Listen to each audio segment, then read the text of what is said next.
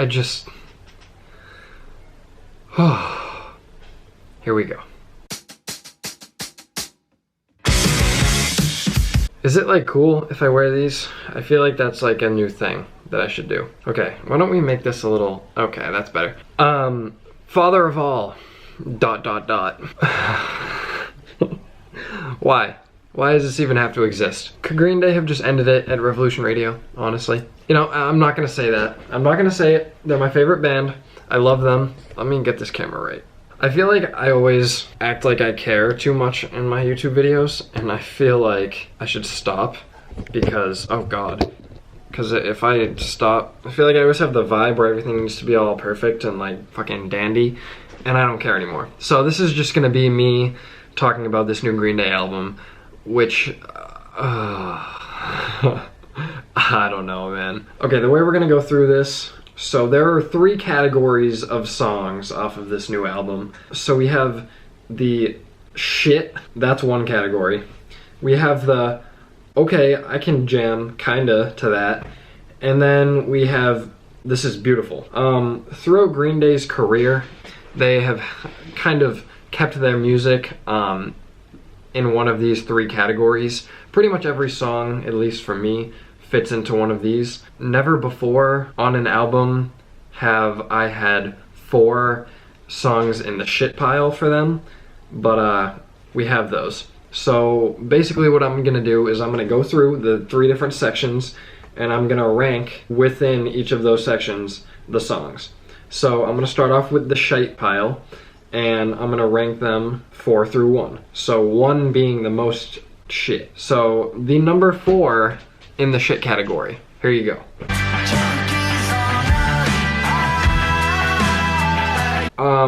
Junkies on a High. I think the name kind of does it for you. Like, really? I don't need to say anything. We're moving on to number 3. Okay, Stab You in the Heart would be cool if it wasn't taken directly from the trilogy in 2012. I don't even know exactly what song it's from. That's how little I care, and how little whatever song that they took the exact riff from was. That's how little it meant to me. So they stole some song, they stole their own song from probably Dose. It sounds like a Dose track, and they just kind of put it on this new song called Stab You in the Heart, and it doesn't work. Okay, number 2. So who's holding the drugs? I really wanted to put this at number 1, but it's not the worst song on the album. Number 2 is I Was a Teenager. Dude, they could have literally named this song Track 5, and that would have been better than the name that they chose. It's one of the worst songs that I've heard from Green Day. I don't think it's the worst. I think this number 1 in the shite category might be the worst song that they've ever written.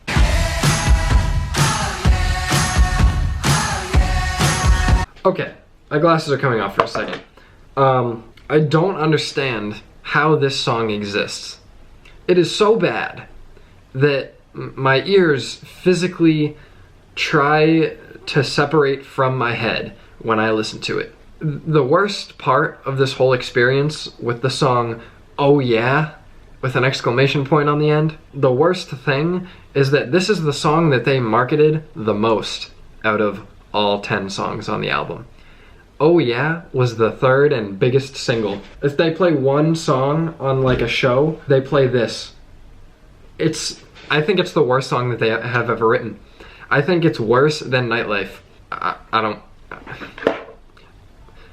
I'm just gonna head out. No, but really, I don't understand what happened with these 4 songs. I don't know why they exist. But we're just gonna move on because I don't want to talk about it. It hurts my feelings. This is my favorite band, and it makes me sad.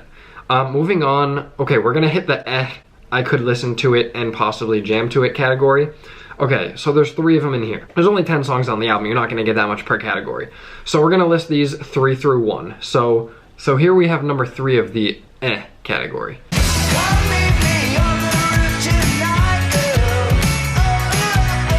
Okay, I think before today, I was gonna put Meet Me on the Roof higher on the list. And then I thought about one, how dumb the music video is for it, and two, their attitude around it and around so many of the other songs on this album. The chorus is very catchy, but other than that, it's not it. I could jam to the chorus. Number 2 in the category is a little bit of a surprise.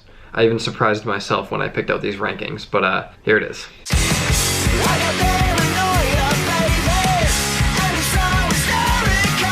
Okay, father of all motherfuckers, whatever you want to say. Honestly, it's the one time where Green Day censored themselves, and I'm actually glad that they did it, because the full title of this album and this song is really fucking stupid. So I'm glad that they have the ...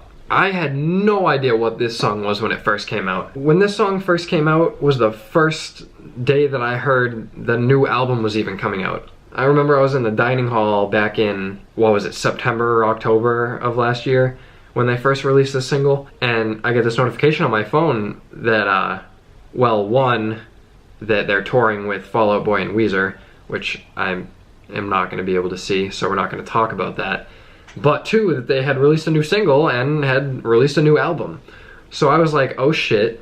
And then I looked at the album cover, and it looked like American Idiot Part 2. And I was like, oh, fantastic. And then I listened to the song, and I had never heard anything like that in my entire life, especially from Billy Joe. I'm not gonna say it's a bad thing, because I actually really do like this song. This is the point in my list where it takes a turn for the much better, even though this is number 2 of the category. But holy shit, Billy. Like, him not having a guitar in his hand just freaks me out to the point where I can't really even do it. I don't even want to watch this song live because it just disturbs me. It has grown on me a lot since I first listened to it.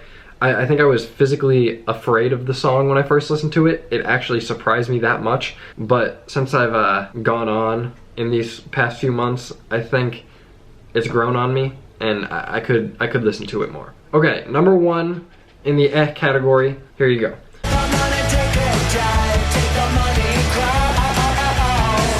Yo, Take the Money and Crawl is kind of bomb.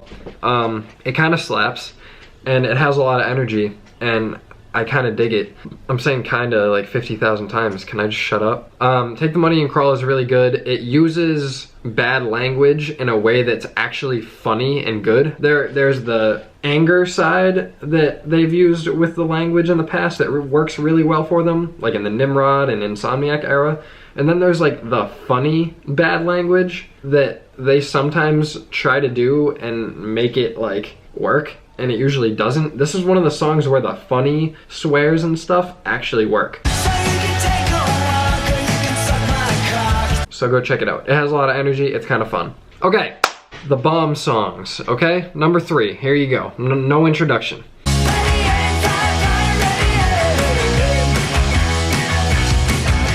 If you didn't know, I'm a big NHL fan, and back in October, November, I forget exactly when it was, this song released as the second single on the album, and it was also announced to be, it was announced to be NBC Sports Wednesday Night Hockey theme song before it ever released. And the first Wednesday that it was played on Wednesday Night Hockey was like the initial release of the song. And it is the perfect hockey intro song. I literally, even if my favorite team, the Bruins, aren't playing on Wednesday night, I make sure that I'm home at 8 o'clock to watch the intro to whatever game it is, because the song works so perfectly for it. I do think there are 2 songs that are better on the album, but this one's a jam. It's a little bit too short, but honestly, if you're gonna listen to it, watch one of the hockey intros for it. Watch the NBC Sports Wednesday Night Hockey intro, and I think you'll like it. Even if you're not a fan of hockey, it's hype, okay? Just go watch. All right, there are 2 songs left on this album. They slap, they both slap for sure. I catch myself listening to them way more than I should, but that's what I always do with new Green Day albums. I listen to it into the dirt to where I know all the lyrics and I can tell you all the melodies. But here is number 2. Are we the last forgotten? Are we the long lost love? Graffitia is kind of beautiful. Everyone thought that this album was going to be another political stand against Trump, which I guess you could say would be a fair time to do, considering he's about to go up for re-election, like the primaries are happening right now. I don't really care if they make political albums or not, but this is one political song that works for them. It's the end of the album, the fun has already been had. The whole point of this album is to have fun with it, and I have accepted that, and that's why I do have good feelings about this album now. I did not at first. But after you have all the fun, then Graffitia hits, and it's the perfect ending to an album like this. That's just fast. It's only 26 minutes long. It's their shortest album ever. It's not meant to have any crazy standpoints or like messages. It's not like American Idiot or 21st Century Breakdown that have a whole story around different characters. They're just fast and they're fun. But this is the perfect ending to that. The melodies come in, the drums come in such a good way that just makes it feel like it's all wrapping up. But it's not like some grand like goodbye. It's just quick and like enjoyable and calming, and it's great. And it's also a little bit political. And they made sure they got it in there. A lot of Green Day fans are thinking that they're gonna release another album before the end of the summer anyway. So if they do, I'm sure that'll be their political album. But I'm not gonna get my hopes up because I really have no idea what they're doing. But I wouldn't be mad with another political album. I mean, no matter how many people hate Revolution Radio, I thought it was pretty great. Even though it wasn't that political. But like, you know what I mean? It had the same kind of feel as American Idiot. Okay, number one. I bet you guys don't even know it. Unless you know me, then I've definitely played it in front of you because I can't stop listening to this goddamn song. So here we go.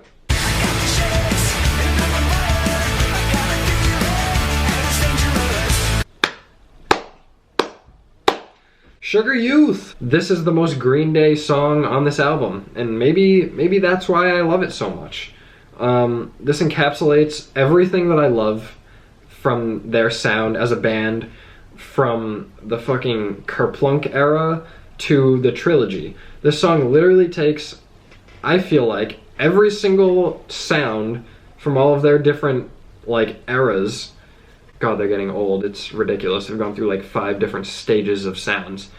But I feel like this song takes all of those and just puts it into one anthem. Well, about a minute and 50-second anthem. It literally slaps. I love listening to this song. I love singing along to this song. It has, I think, the most energy on the entire album. Yeah, I don't really see any songs on my list that have more energy than this. Sugar Youth is fantastic. The line at the beginning, I don't really want to say it, but I'll just play it for you.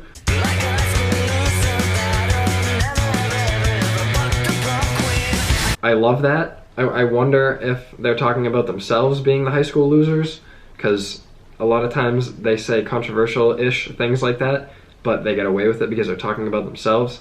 Like on American Idiot, when Billy refers to the other F word, but it's about himself. Well, maybe I'm the faggot America.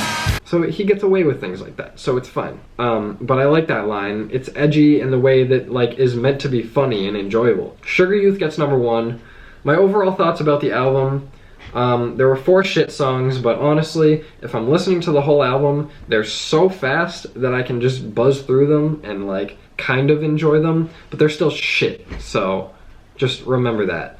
The middle 3, I think they have some good tunes. Father of All is definitely a good song. It's been growing on me for the past like 5 months. I think that I would want to hear it live. I would like to see him sing that live, because I can't imagine what it takes for him to fucking get his voice that high. It's ridiculous. Meet Me on the Roof is one that I actually do come back to a lot. It's just a feel-good song. Like, what do you want me to say? And then, of course, Fire Ready Aim, Graffitia, and Sugar Youth I'm going to be listening to in my Green Day playlists for, I'm sure, years to come. So overall, I'm going to give the album like a 6.5 out of 10.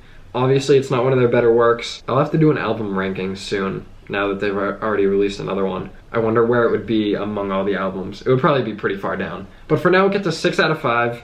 I mean, 6 out of 5. It gets a 6.5 out of 10, and that's all I have to say. Thank you for hanging out with me. I haven't made a video in 3 months. My last video was the Black Parade review. I kind of want to make some more vlogs, but I've been pretty busy, so I'm not sure. But yeah, we'll get back to that. I'm not going to talk too much about it right now.